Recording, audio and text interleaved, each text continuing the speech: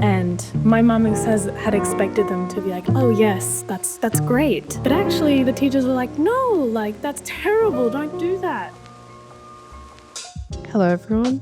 Welcome to Yesterday, Today, Tomorrow series. My name is Lydia. I'm a senior in high school or a sixth year in Irish school. Yeah, I decided to start off the first episode with a short note. The idea behind it was that I would be interviewing young authors, young artists, young singers. Yeah, for example, like Ayu Ohara, who moved to Tokyo to study there, and her journey is absolutely so interesting and inspiring, and her being an influencer, if I can say so. I hope she doesn't mind me calling her that. And second of all, as I mentioned, as a senior year student, I see a lot of people kind of second guessing themselves and being not sure about their dreams, if they should pursue it or not being sure where the life will lead them. And hopefully I wanted this to be a motivation and inspiration. So yeah, without further ado, I hope you enjoy our conversation with Ayu Ohara, because I know I did. It was very insightful and she was very kind to share it. Before we dive in, could you introduce yourself to the ones who might not know you? Just like in a couple of words, who are you and what do you do? No, of course. My name is Ayu. I'm a third year university student in Tokyo. I'm 20 years old and I'm half Japanese and half Indonesian. I'm really excited to hear about your journey. So first of all, what was your childhood like and what kind of person did you want to become as a child? Sure. I was born in Brunei. My parents were working there, so they moved around a lot for their job. And then when I was about 3, I moved to Azerbaijan, Baku, and I lived there for maybe around 3 years. And then I moved to Australia, where I spent most of my childhood. As a kid, like I had lots of things that I wanted to be. And even throughout high school, I feel like I was definitely one of those people who really couldn't pinpoint something that I wanted to do. And even now, I'm still not sure. But yeah, most of my childhood, I think definitely I wanted to move towards the art side, and then sometimes I would want to move towards like mathematics or STEM. So yeah, I was very indecisive growing up. Yeah, it sounds like you've traveled a lot for sure. And it must also be that you consumed a lot of different media, for example, books and movies. Were there any that really inspired you into the person that you want to become? Definitely, I think growing up, I was like, as a maybe 3-year-old, 2-year-old, before I started going to elementary school, my English was not that good. I was speaking broken English and broken Japanese and broken Indonesian. And so my parents were very worried and would try to get me to consume as much English media as possible. And then when I started going into international school, they told my teachers like, oh, we're trying to get her to do as much English as possible at home. And my mum had expected them to be like, oh yes, that's great. But actually the teachers were like, no, like that's terrible, don't do that. You should continue teaching your kids Indonesian and Japanese. And then at school, they already have plenty of English to learn. So definitely at home, my mom and dad tried to get as much like not English, but Indonesian, Japanese films into the time I spent at home. But definitely something that I still think about and is a really strong part of my childhood is like Ghibli movies. Like a huge thing that my dad was obsessed with. And so we watched a lot of that growing up. Yeah. Well, I'm sure everyone, like a lot of people will relate to that, especially like with the Ghibli movies. Definitely. Yeah.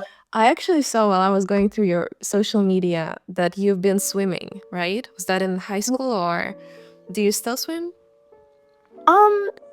There's like a swimming club at my university. I try to go as often as I can because, I mean, my parents spent like, money towards that sport.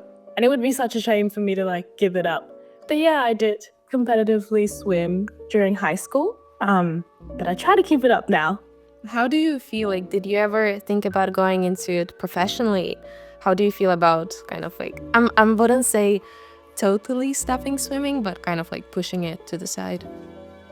Yeah, for sure. Definitely in high school, I think at a competitive level, every swimmer I knew wanted to like go to the Olympics, wanted to like strive for more. And I think when COVID hit, I started to lose motivation, a lot of it.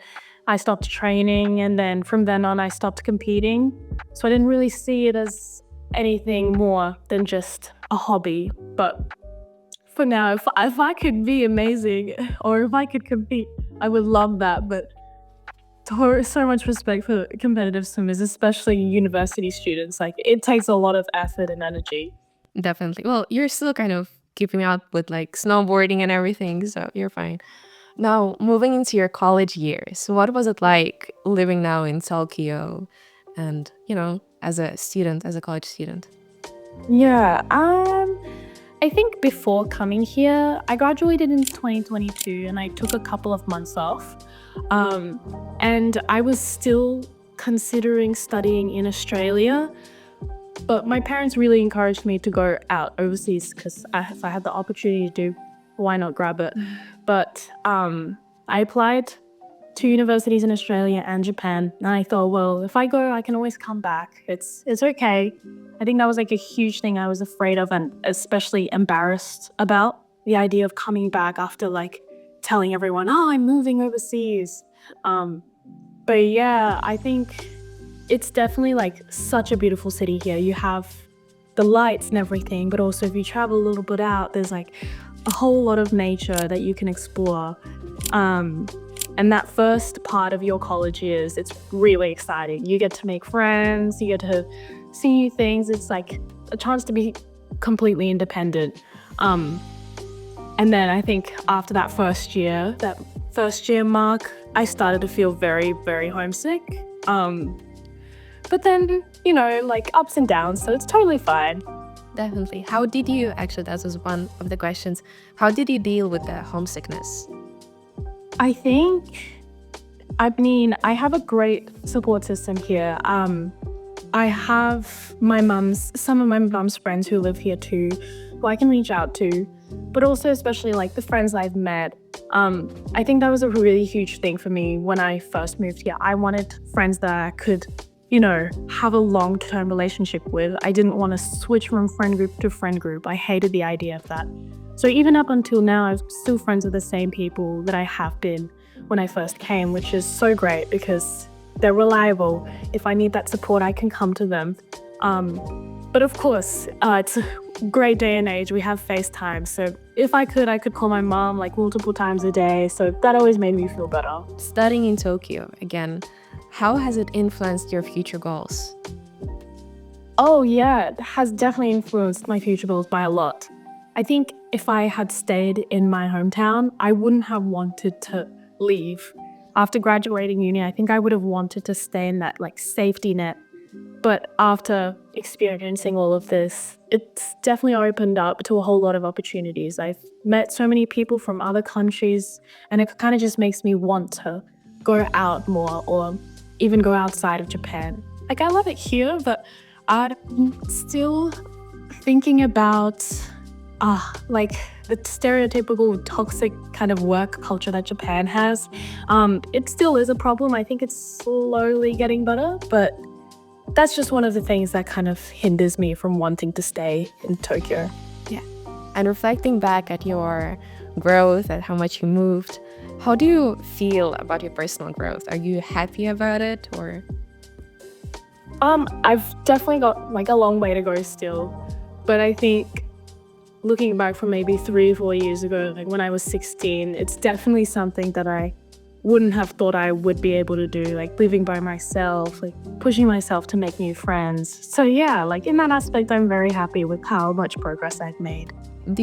Because you have your TikTok, Instagram, I guess TikTok is like the biggest one of your platforms, where you have your day in your life as a college student in Tokyo, which, congratulations, growing a lot. And with your YouTube, how do you balance that?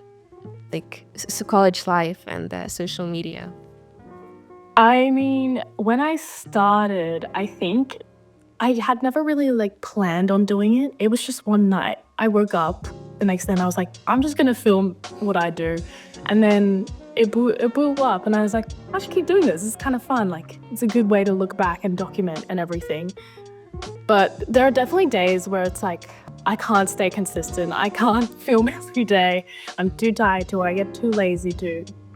But I try to make it so that it's not so out of my way to film things. So just like small clips, which is why like TikTok is super helpful in that essence that, people normally don't want like longer than 2-minute videos on TikTok. So it's great that I can like keep it nice and short. Definitely. So you would say that it's more of a personal archive rather than artistic outlet. Yes, definitely, for sure. How do you feel, I guess, about that? Or does it even put pressure on you to show yourself in a certain light as like your account bros? Do you feel like some people expect you to show certain stuff or? Yeah, I think for me, I'm pretty open about some things, and then other things I'm like, oh, I don't really want to share that. And then also when I'm filming, I'm like, oh, I don't really look presentable today. But then other times I'll feel like, oh, I don't really care how I look today. I just want to post something. So it really depends from day to day. But yeah. I guess to tie things together, I have 2 more questions. First one is, what is your future goals for the 5 years, if you have any? If you want to share, you don't have to. No worries. Future goals. I think the biggest one for me is to try and speed up my graduation process. I want to have time without doing classes to travel, to basically just explore, figure out new things, and maybe internships. As for career-wise, that is something I'm still not completely sure about. I think for sure doing that experience and finding internships to do will definitely help me clarify that goal. But yeah, the biggest thing on my goals is to travel as many places as I can, especially while I'm young. But yeah, that's pretty much my future goals. I'm not really I try not to worry too much about what happens in the future because I think that gives me a lot of anxiety. But it's always great to have goals that I can look forward to because sometimes I feel like the days go by slowly. It's great to have something to kind of set your eye on. And you were talking about places that you want to travel at. Do you have any specific spot that you haven't been to yet that you really wanted to go to? Definitely Morocco is one of the biggest ones I want to go. I really want to go to Nepal. And I also want to go back to Azerbaijan because it's a lot different to what it was like when I grew up. So I'd love to revisit some places and see some old friends. And last but not least, if you could give younger self, any advice, what would it be? Just go for it. I think when I was little, I really loved to overthink. I would panic often, feel very anxious and scared. But I had my mum by my side who was my biggest supporter. I think she always saw the potential and the good in me and tried to get me to do as many things as I could. And I think at that time, I hated her already. Why is she forcing me to do this? But now I look back and I'm she really helped a lot. She pushed me out of my comfort zone and helped me understand it's okay if you're scared. Just do it scared. And once it's done, everything will be okay. At least you got it done.